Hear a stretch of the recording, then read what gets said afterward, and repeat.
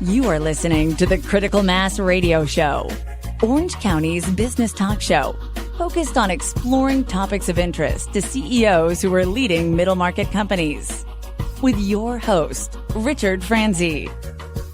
And welcome to Orange County's longest running business talk show. I am your host, Rick Franzi, and we have an outstanding show planned for you today. Why do you ask? Because Devine is our guest. She's the president and CEO of Janus Electric. And welcome to the program. Thanks, Rick. Happy to be here. I'm excited to have you on the program. And let's start with your story. Why did you decide at this point in your career to join Janus Electric? So that's a great question. So coming out of the traditional automotive industry in the Midwest, got the opportunity with Janus. And really it was their product and their approach to the zero emissions that was exciting to me. So one is everybody's moving towards the zero emission and that race of how to get there.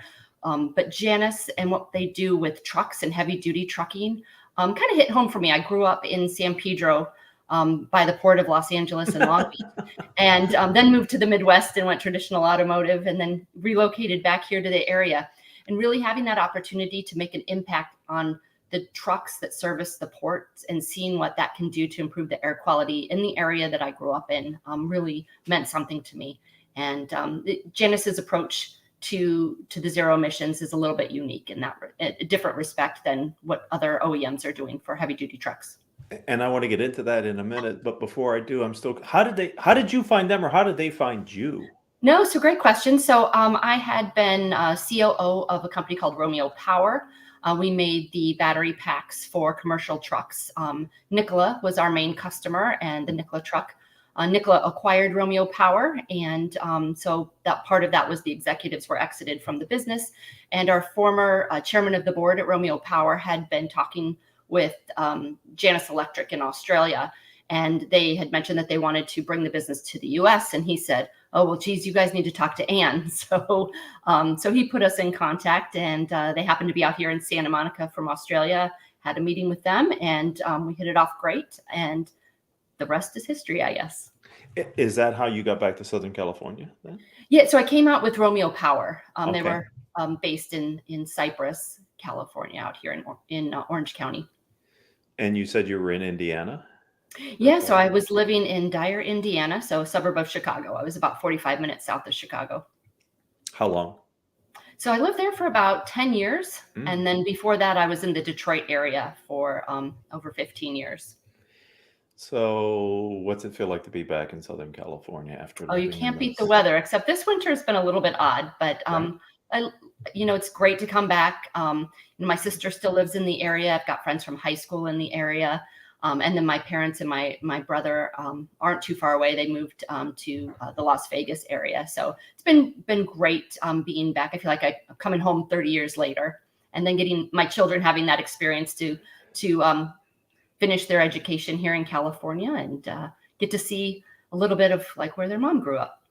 Oh, that's so cool. That's great. So I'm always interested in the person that's on the show in addition to the position that you hold. And I'm wondering, in the time that you've been with Janus in your role, what have you learned? Yeah, so we'll say life at a startup is not for the faint of heart. So I've learned a lot about the entrepreneurial process and how to start a C Corp, how to set up a business bank account, how to come up with your financial plan, how to build a customer base. And with Janus being a startup here in the US, it's really about building the team around me. And so at Romeo, I was involved with the battery pack side of things. And with Janus, it's more dealing directly with the truck fleets. And we're starting really with the fleets that service the ports here, because they're really at the forefront of heavy duty trucks transitioning to zero emission. So I've had to learn a lot about the trucking industry. I didn't know much about that coming out of the traditional automotive, but meeting with truck fleets and learning how they do business, what's important to them as a customer, how can we best service them, and are we meeting the needs of them? And so it's really been to roll up my sleeves, dig in, start learning a lot about the trucking industry. And I'll say that the other Businesses that are doing similar type things around zero emissions in this area have been also very helpful. It's kind of a little micro community. And so learning from each other has been fantastic. So that's kind of co-opetition then, huh? You're Mhm. competitors, but you cooperate. That's great. You got to move the market some way because it's such an Absolutely. entrenched. Okay. So what is it about Janus Electric and their approach that differentiates them in this space and will ultimately, do you believe, lead them to be successful here in the US? Right. So, so Janus Electric converts Class 8, so the big semi trucks, from diesel to battery electric. So it really gives fleet operators the option. So buying a brand new zero emission truck, whether it's battery electric or hydrogen fuel cell, it's very expensive to get into that. And to buy a brand new one, it can cost up to $500,000 to buy one of those. And our option is we convert their existing trucks. We can convert trucks up to 10 years old. So why get rid of a perfectly good truck that they're operating today, when we can take out the engine and then upfit it with a battery electric powertrain and some batteries. The other thing that's unique about what Janus is doing is our batteries are swappable batteries. So what we've heard from the trucking customers is they don't want the downtime of plugging in a heavy duty truck for 4 hours. That's 4 hours that they can't use their asset to make money. So what our swappable batteries give them the opportunity to do is when their battery is running low, they can pull up to their charge and change station where they just simply replace the battery pack using a forklift, and then the truck's back on the road in less than 5 minutes. The other interesting thing is that charging those batteries external to the truck gives us the opportunity to pull power from the grid at off-peak times, and the batteries can be charged and ready during the day when it's peak energy time. So we're not competing with the energy pull for the fast charging units. And then also we could use renewables. So our first fleet we're working with here in Carson is going to use solar panels on the roof of their warehouse to charge their batteries. So taking the grid completely out of the discussion. So it's really innovative and a different approach, and not starting from scratch with a brand new truck. Let's just repower the ones that are already out there rather than sending them to the scrapyard or to selling a emissions problem to the state next door. So take me back to when you first heard about their value proposition. Mhm. What was your initial react? Because it sounds fantastic Sure. in some ways. Yeah. So my first impression was, why is nobody else doing this? Okay. There really is nobody else in the space with Class 8 retrofits. You'll find for smaller class trucks, there's other upfitters, retrofitters out there doing that. And of which, when I was at Romeo, we sold the batteries to some of them. Really, this is the only company that's taken it at the Class 8 level. So that, I was thinking it's too good to be true. But it's really taken off in Australia. And in Australia, it's taken off without government subsidies or incentives tied to it. So it really has shown that the business case works. Now, here in California and in the US, there are some incentives that are for companies that are going to zero emission trucks, and some money that's tied to that, which just makes it even easier as a business model to sell. So now the trick is to scale the business, and how do we build out the supply chain to meet all of the demand that is out there, driven primarily by the mandates that are out there in California, other states that have joined on, and then the ports have the soonest deadlines to have these heavy duty trucks converted to zero emission. So on one side, there's pressure from regulation to meet a certain emissions output. On the other side, there's financial incentives offered by the government for companies to do this. And then you're sitting in the middle, trying to convince these truckers that your solution is the one they should consider. How do you get them started? Because now we're talking about a technology adoption curve, right, Ann, and Yep. getting people to change. Where are you finding the opportunity within the market people are most willing to invest in and give your solution a try? So quite honestly, what I see out there is people are trying all of the different technologies that are out there. And that's going to happen, I think, across the board. Nobody really knows what the answer is. The industry is still in its infancy, and it's starting to take off. So you'll find the big companies out there trying a little bit of battery electric, a little bit of fuel cell, even maybe converting some of their existing trucks. And they're hedging their bets to see what is going to work best for their application. And not every application is the same. While fuel cell might be best for some trucking companies, battery electric might be best for others. And then our application may be best for other use cases. And it's really about what the customer, what do they need to do? What is their business model? And are we the best fit for them? And the feedback we've gotten from a lot of the fleets we've been talking to is the pure opportunity to have the swappable batteries makes the most sense to them. They don't have the long downtimes for charging. And then as cell technology advances, and that's really the biggest advances will happen in the next 3 to 5 years. And the cell technology for swappable batteries, as that technology advances, you just upgrade the battery and then you swap out to the latest and greatest technology. Whereas if you buy a battery electric truck that has the batteries as part of the truck structure itself, you're stuck with that truck for the lifetime of the truck, where ours hedges on that technology advancing and how do we quickly adapt as the technology is advancing in cell science. So how much of your success is not predicated, but indicated by what's happened in Australia? Or is the market so different, scale, size, whatever, that you're actually kind of discovering it on your own as you're scaling the company here in the US? No, I would say that Australia, it's a good reflection of our use case, and it's showing customers here what works and that we have trucks on the road. We can show them real life data analytics to show routes that trucks are taking, what the return on investment is for real life customers. So that has made it a very easy sell here in the US. I get calls all the time. I had a call this morning with somebody from the UK that was interested in the technology. I've talked to people from Canada, Saudi Arabia. So I think that there are so many people looking for solutions in the zero emission trucking industry that they're looking at all the different options that are available and seeing what's right for their use case. So I've had a number of early stage entrepreneurs over the years on the program, and one of the challenges is you don't have infinite resources yet, do you, Ann? And you No, have to right, as the president CEO, you got to make sure you're putting your most wood behind the right arrowhead. So I'm getting calls from other markets is probably exciting, but does it fit where you are right now? And how do you stay true to the opportunity that is presented to you? yeah, so I would say not right now. So one thing that I've learned is don't try to be everything to everybody. Good. We need to stay focused, and it's just Class 8. It's just this one product. This product can fit in the Class 8, any OEM truck. So Mack truck, Peterbilt, Packard, Volvo truck. Our conversion kit will work with that. So just Class 8, that's a big enough bit of the pie to bite off. And then starting at the ports of LA, Long Beach, the Port of Oakland, the Port of San Diego. So the California ports, starting in January, you can't list a truck on the registry to enter the port unless it's zero emission. So they need solutions. They need them now. And by 2035, all trucks entering the ports in California must be zero emission.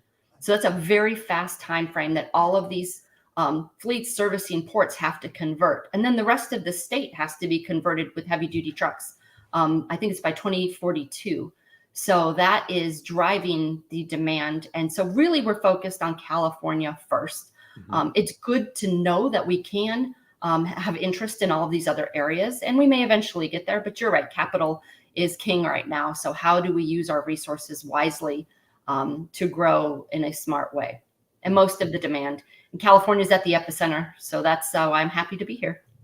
So you're an automotive industry veteran, and we call it the automotive industry, but it's the largest manufacturing industry in the country, right? And it's so diversified, niches, etc. And you have great experience there. But how are there secrets that success in the automotive industry that you are bringing to Janus to leverage, best practices, etc. Or is it a true entrepreneurial startup where you're kind of inventing it as you go? Now, what I'd say is the learnings taken from the traditional automotive manufacturing world is how products are designed, how products are manufactured, how products are launched and scaled. And really, I'd say that my time at Ford, I was in purchasing and supplier development. That was really where the most learnings came from. And it's how do you build a supply chain that has quality on time and meets the need to launch the product. So that is where the key for scaling really comes from. And, I spend a lot of time in supplier quality at Ford. I say, I've seen every part of a car made, from brakes to tires to wheels to headliners to seats, you name it. I've seen it built, and then how it all gets together. It still amazes me that car starts at the end of the assembly line. So really understanding how all the pieces have to work together, how engineering has to work with manufacturing, has to work with quality, and sales to make sure everything is working together. So that's what I brought from the traditional automotive, and bringing that into the startup world in the trucking aspect has really made it a lot more, primed for success. So you are really dependent on your supply base, aren't you, in what you're doing here? Absolutely. You're only as good as the parts that you put together. Right. And you are doing a certain amount of the assembly, but you're using a lot of components to take a internal combustion engine, diesel engine out of a truck and replace Yeah. that. Sounds like open heart surgery in some ways. Yeah, absolutely. And if something, during COVID, I think we all learned what supply chain crisis means. Right. And so how to make sure that we're hedging against that, and you have your plan A, your plan B, and your plan C for suppliers in place. Wow. So in any of your roles, and certainly in this role, have you ever felt isolated? And if so, what have you done, or what are you doing about it?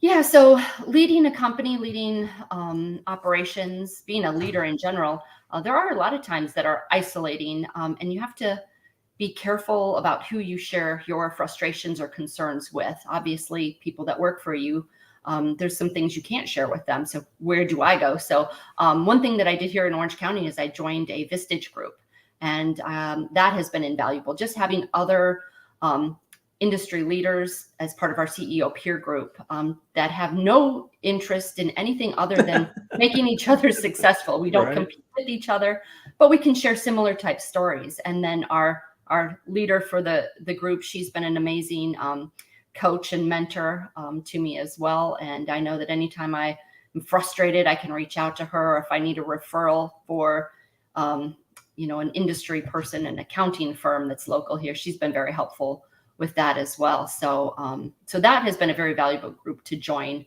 and we learn from each other. There's speakers that come in, and it's been fantastic. I applaud you for spending a part of your busy month working to sharpen the saw. Yeah, we say that that's working on the business, not in the business, and that you have to do as a leader. Michael Gerber came up with that, and I think that is so true. And to be around people who, I have to imagine, there aren't many, excuse me, others in your space that are doing something similar to what you're doing, are they? No, but there's others that are close to startups, and they've been great resource for questions that I have as far as, employment law in California, or what's the tax situation here, or how do you do this? And so having people to bounce ideas off of like that, even if it's a different industry, a lot of the day-to-day stuff is the same. Right. You are doing business in the same market, California. So I'm wondering, speaking about advice and insight, have you ever been given a piece of business advice that's foundational, or is there something that you give to others? And would you share that with our audience today? Yeah, so one piece of advice that stuck with me was from a CEO of a tier 1 automotive supplier I worked for. And what he had told me was, as the leader of a company, always be mindful when you speak up in a meeting, because once people hear your opinion, it can change the trajectory of the conversation. So give others a chance to talk, let the discussion play out before I share my opinion. And that's something that I've stayed mindful to, and really taken to heart as a leader. It's something that's important. I think one piece of advice that I give other people is to network. We, as much as we like to think we know everything, we don't. And keeping that network open, learning from each other, and being open to sharing with others, I think is a very valuable skill to have and to use. And while I might be able to help somebody today, they might be my biggest resource tomorrow, and keeping those those ties open is some advice that I give to other people as well. Yeah, I think of that as collective intelligence. Like everybody contributes to it, and I'm sure in your Vistage room, the combined intelligence of the group is pretty powerful. Where any one individual, is just contributing a piece to that greater good, which is awesome. Speaking of intelligence, I'm wondering, have you started to see, or what do you anticipate the impact of artificial intelligence being in your space? Yeah, so where I see AI playing in our space is more in the data analytics. So all of the data coming out of the battery performance, the truck performance, how the two systems are working together, having AI to optimize that, I think will be where it is best suited in our industry, and it'll become a big part of it. So managing it through the software side of things and how to optimize the routes, optimize the battery charging. So I think that there will be a big play there. We're just on the forefront of, I think, exciting times relative to what this technology is going to be able to do for businesses. Yeah, I'm I very agree. excited about it. So let's talk about the future. Yeah. What do you see as the future for Janus Electric? Yeah, so I see Janus Electric as a player in the Class 8 zero emission truck space. I see us growing significantly in California. And then in the next, say, 3 to 5 years, growing outside of California, growing into other markets in the US, in Canada. I also see that we'll have a presence in Europe. I think that the demand there and their government requirements are very stringent. So there'll be a strong pull on that side as well. So, the next year or two, I think we'll pretty much be focused here in the California area. After that, we'll grow across the US. Now, whether it will stay as short haul, regional haul type trucks, or if cell science advances to a way that we can get 700 miles on a battery charge, which I see will happen in the next 3 to 5 years, then it may become an option for long haul as well. But we'll have to see how the science plays out. But right now, we'll be focused short term on the short to medium range haul. Right. And it feels like while there is co-opetition, as you said, with others in your space, there will be winners and there will be dominant there's market share to be gained, right? There you go. Yeah, there'll be dominant players, and there will always be the traditional OEMs with their zero electric truck offering, and they will be out there in the space, and they'll be probably the main players. Right now, they are themselves trying to scale up their own production of zero emission trucks, and they just cannot make enough to meet the demand that is out here, to meet the requirements of the timing. For all of the trucks that have to be changed over and converted. So it's a big enough space out there for lots of different options. I think all those options are going to play out. And there's room enough in this space for many different players. So Janus will be a part of it for sure.